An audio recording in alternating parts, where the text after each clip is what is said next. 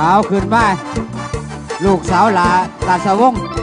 ไรผัวน้ำมูจะเถื่อ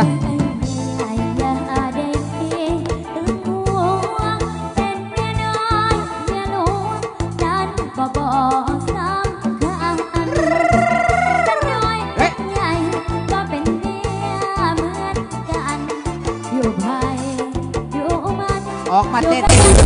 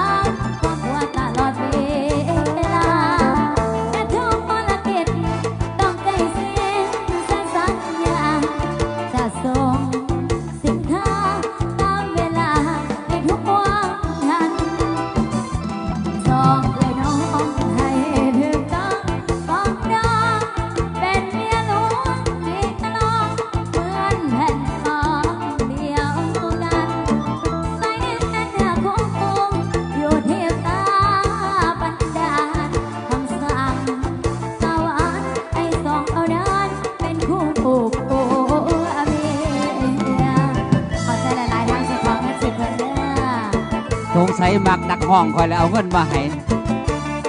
มาหาคอยเด้อคอยสิติดต่อให้ดอก